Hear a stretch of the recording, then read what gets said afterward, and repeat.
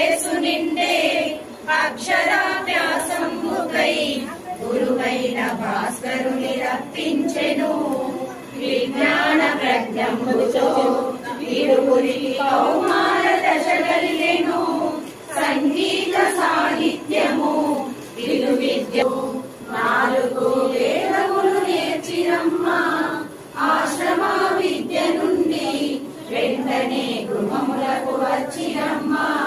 పఠింపగా తక్షణము తల్లిదండ్రులు విరూపాక్షకు ప్రణయములు వేసిరి.